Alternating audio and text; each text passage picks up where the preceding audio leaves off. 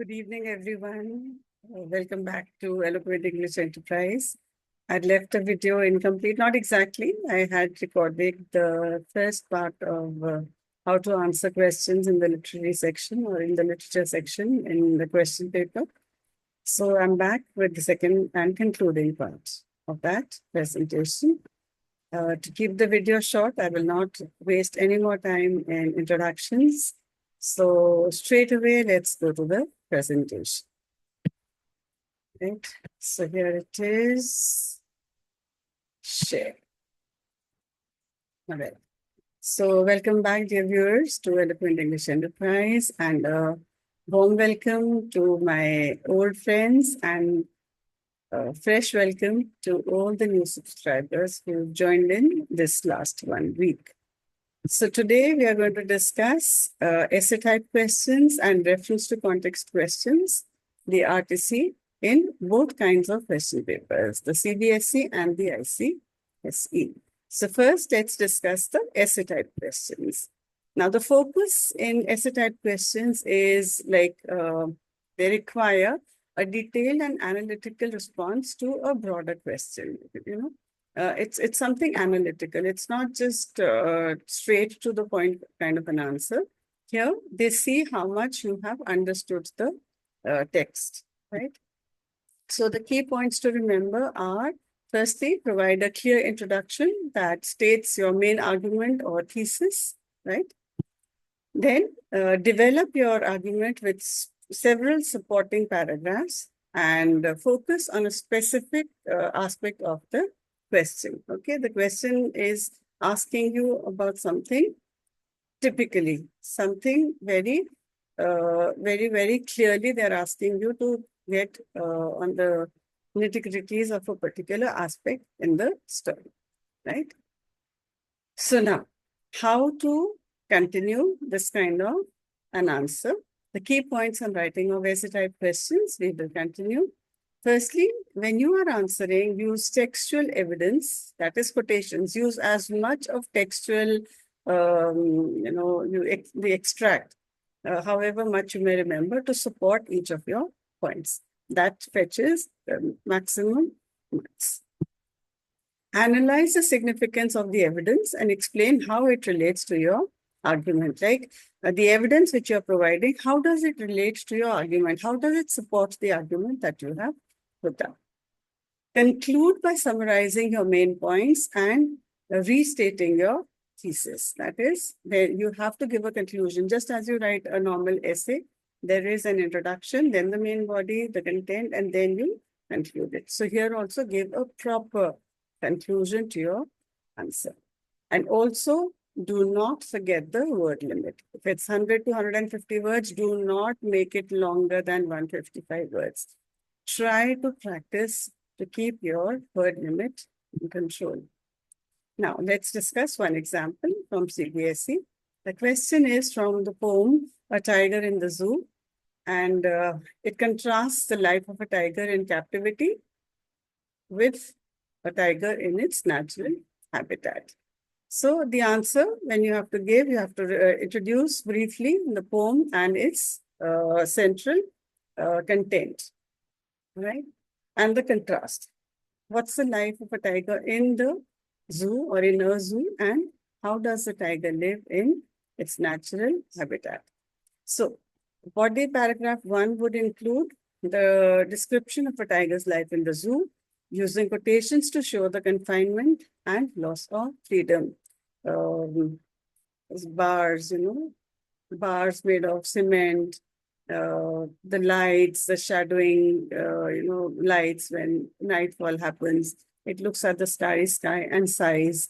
So this is in contrast, a stark contrast, where he's free to move around anywhere and kill to, for his own food, to quench his hunger.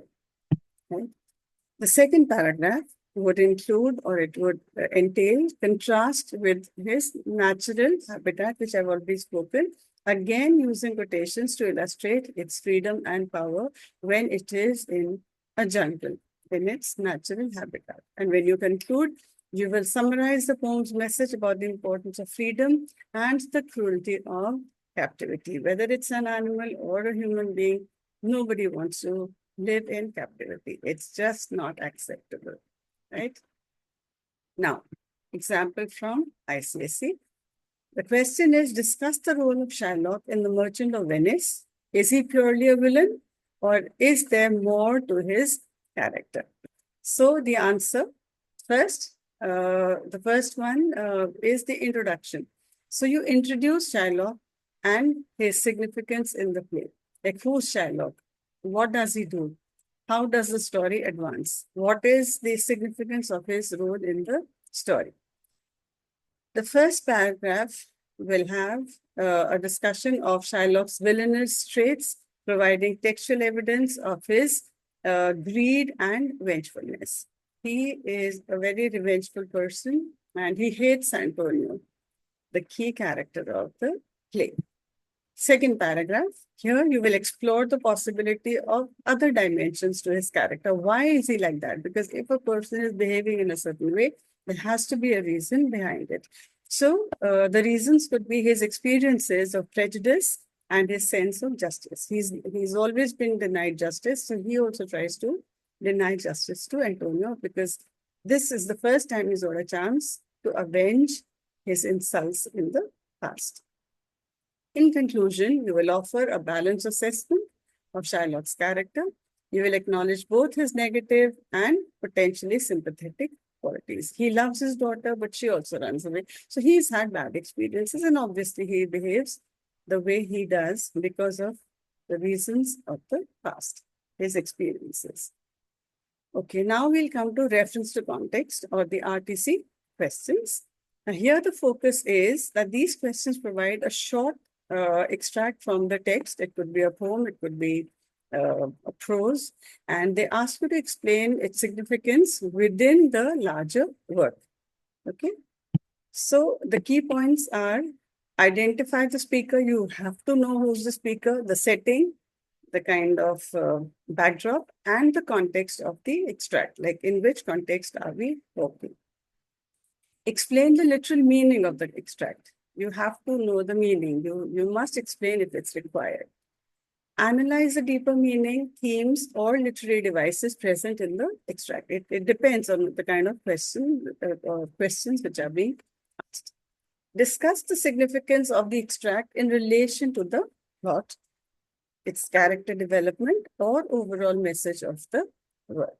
So these are the key points that you have to keep in mind. And also, you must ensure that your answer is well structured and coherent. I'm sure you understand that.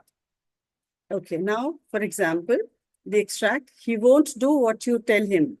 He is doing what he wants. This is from The Midnight Visitor. Okay. So the question is, who is he referred to here? There are three questions. What does this reveal about his character? And what is the effect of this statement on the story? So how do we answer?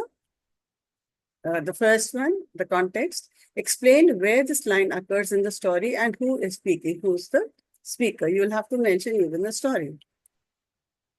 Explanation. Explain who is he. He is Osable and what is he doing. Then analyze. Discuss what this reveals about Osable's character. His intelligence, his calmness, his ability to control the situation. Like he can handle the situation, whatever it may be. Then comes the effect of the statement. So the significance is explain how the statement creates suspense and contributes to the story's theme of deception and intelligence. So you have to give examples. You have to cite examples from the text itself. ICSE example. The quality of mercy is not strain. It droppeth as a gentle rain from heaven. This again is from The Merchant of Venice. So the questions could be explain the meaning of these lines, to whom are these words addressed, and what is the effect of this speech. So we already know it's from The Merchant of Venice. Now, the meaning of these lines.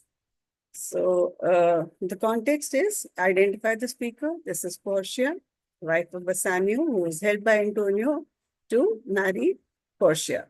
So identify the speaker, Portia, and the situation. What's the scene? What's the setting? Why is he saying so? Why is she saying so? And to whom? She is speaking to Shylock. Then explain. Explain the literal meaning of her words. That is, mercy is free. It can be given as freely as blessings from heaven. The analysis of the lines. Analyze the deeper meaning of the lines, focusing on the qualities of mercy and its importance. Like she's trying to implore, she's trying to request Shylock to take away the punishment that he has actually given, or he's wanting for Antonio. What did he want? He wanted that if Antonio is not able to return his money in a stipulated period of time, then he should be entitled to cut off 1 pound of flesh from any part of Antonio's body. And now, as luck would have it, the ships are not returned. Antonio is not able to repay the loan. And so Shylock is in the court and he is very vehemently asking for that pound of flesh, right? Significance of the lines. Discuss the impact of Portia's speech on the characters and the play's themes of, justice and mercy. So Portia's speech falls on the years of everybody who are present or who's present in that particular room in the court. And everybody is moved by her speech. It's only Shylock who refuses to listen.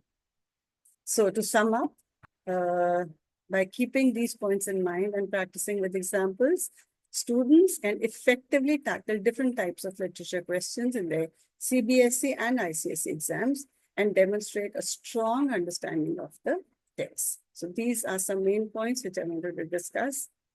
The teachers can apply the same rules or points or suggestions to all of their texts, whether it's prose, whether it's poetry, whether it's kind of an essay or an article. So that was all for today. Thank you so much for being with me. It's always a pleasure to come and discuss appropriate things with you. Only one thing which I wanted to discuss was that I was given a suggestion that since I speak or I present only in English, it gets a little difficult for people who are not very conversant with this language. So just as a kind of an experiment, I'll have my next presentation in a bilingual form. I'll speak in Hindi plus English, both. Let's see, it's just an experiment. If it works out, fine. If it doesn't, I'll get back to English once again. So till we meet again, it's me signing off. Take care of yourself. Bye-bye.